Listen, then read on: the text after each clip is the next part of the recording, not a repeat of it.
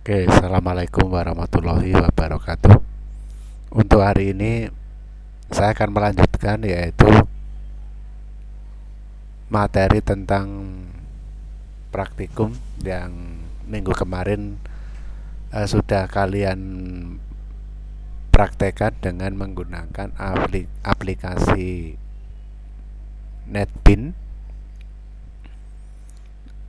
Jadi untuk latihannya kemarin sudah kalian praktekkan yaitu contoh pemrograman dengan menggunakan bahasa Java. Kemarin untuk komen lainnya atau kalau di bahasa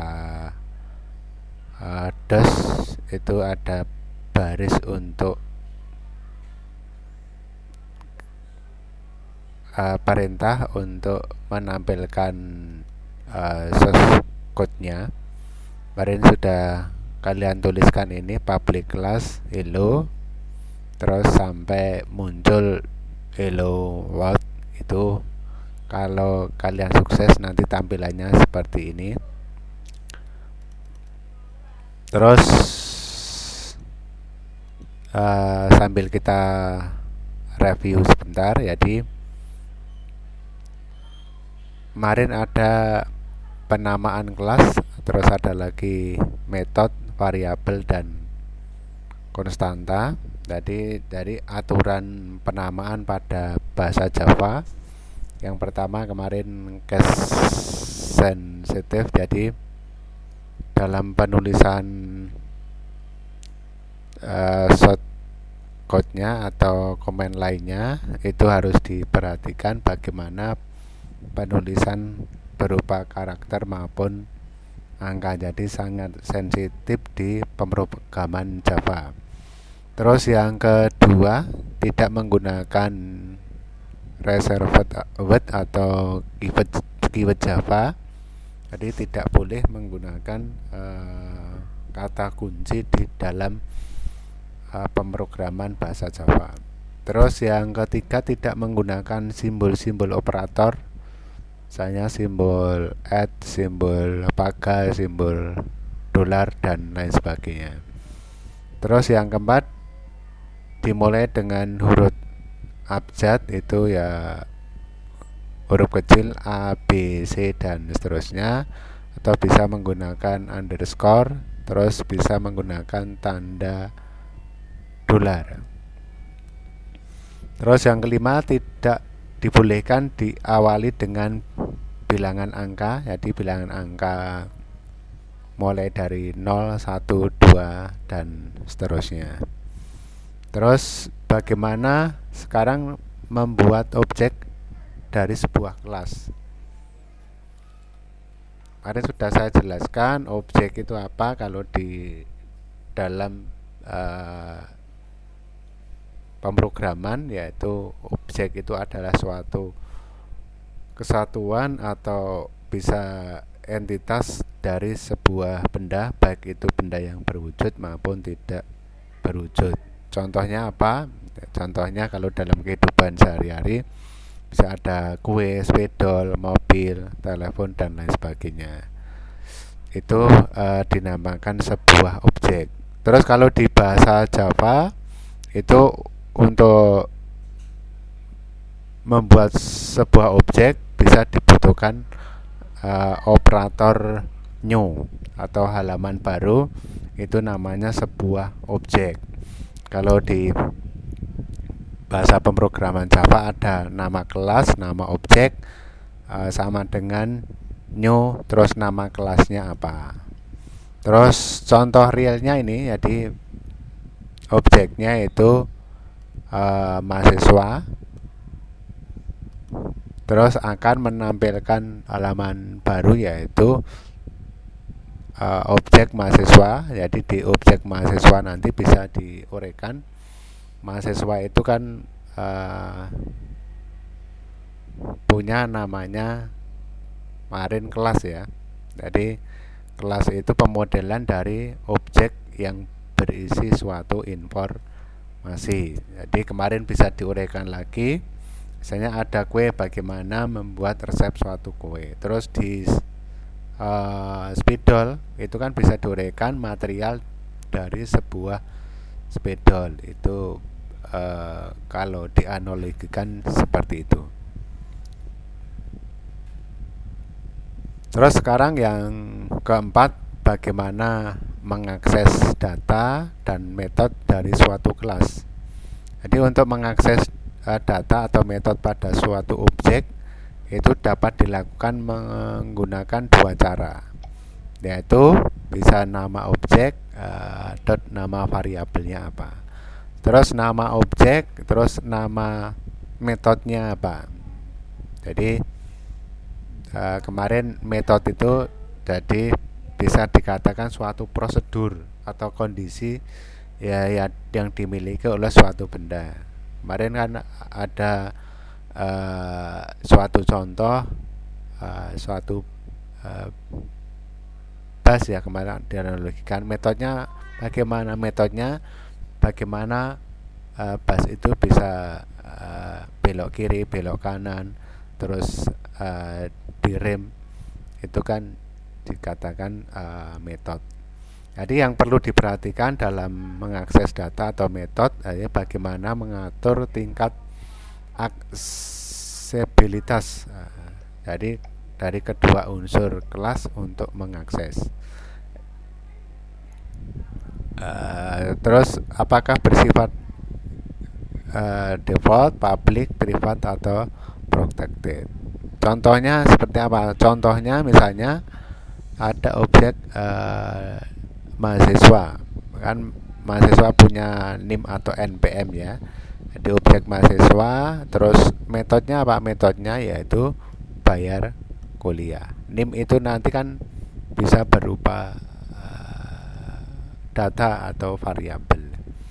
Terus bagaimana cara menampilkan? Jadi di bahasa Java itu ada bagaimana menampilkan di lingkungan konsol. Konsol itu nanti berupa pemrograman berbasis DOS ya. Jadi bagaimana komen lainnya itu dinamakan konsol. Terus bisa menggunakan GUI. Jadi kalau GUI itu kemarin sudah kamu praktekkan, nanti hasilnya seperti ini. Ini dinamakan GUI. Terus bagaimana yang DOS? Di kemarin untuk DOS itu sudah kamu praktekkan, konsolnya nanti tampilnya seperti ini ya. Kita sambil feedback dari materi yang kemarin. Terus untuk materi selanjutnya yaitu tipe data dan variabel ya. Jadi di Java itu memiliki dua jenis tipe, yaitu tipe data primitif dan tipe data referensi atau referensial kalau di bahasa Inggrisnya ya. Jadi tipe data primitif itu apa? Tipe data primitif adalah tipe data yang sudah disediakan atau sudah disupport oleh Java sendiri. Tipe data ini bersifat default ya, artinya sudah ada tipe datanya sendiri. Ada 7 di tipe data primitif, ada byte, ada long, short, integer, float, boolean, dan karakter. Byte itu contohnya ukuran memori 8 bit. Terus kalau long itu 64 bit, short 16 bit, integer 32 bit. Terus kalau float itu berupa bilangan desimal. Bilangan desimal itu bisa misalnya 1,2, 3, sekian. Terus misalnya 1/7, 2/7 bisa dikatakan bilangan desimal. Terus boolean itu hanya memiliki 2, yaitu bisa kemungkinan benar atau kemungkinan salah, true and false ya. Terus ada lagi karakter. Jadi karakter itu berupa abjad, misalnya A, B, C, dan seterusnya. Terus kalau tipe data referensi atau referense adalah tipe data dari hasil penciptaan suatu objek. Contohnya apa? Contohnya misalnya data mahasiswa. Data mahasiswa itu kan bisa diuraikan lagi, ya. Suatu objek mahasiswa terus mempunyai namanya kelas, ya. Mahasiswa kan punya namanya tadi, ada NPM, ada NIM. Terus kalau dosen itu kan bisa diuraikan lagi menjadi kelas, ya. Dosen itu mengajar apa, ya. Itu contoh dari tipe data referensi. Terus variabel, jadi variabel nanti hubungannya dengan data. Jadi variabel itu merupakan sebuah tempat di memori yang dialokasikan untuk menampung data yang bersifat sementara. Istilahnya kalau di bahasa komputer itu ada ROM, ya, Random Access Memory. Jadi sebelum data itu disimpan di RAM, jadi disimpan di data sementara dulu yang nanti bisa dihilangkan atau dihapus dari memori setelah program itu berakhir atau sudah dipublish atau di run, ya. Itu namanya variabel.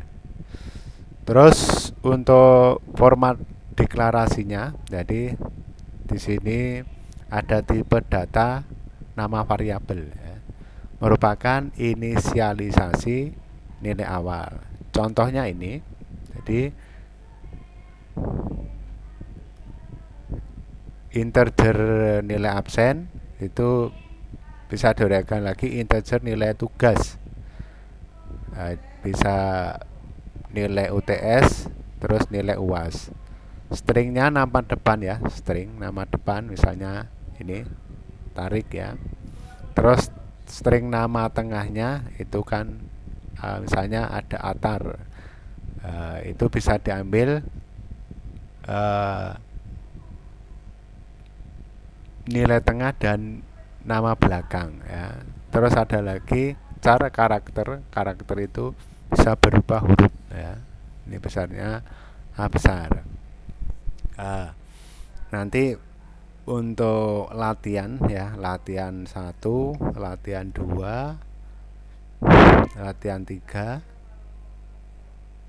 itu nanti hasilnya seperti ini, bisa kamu praktekkan dengan menggunakan aplikasi NetBeans.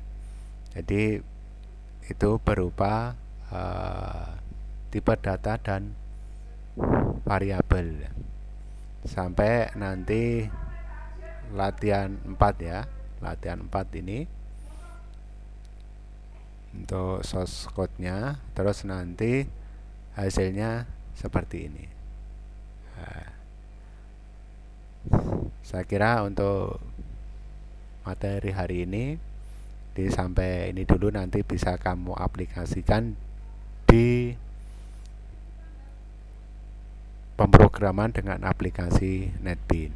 Jadi nanti hasilnya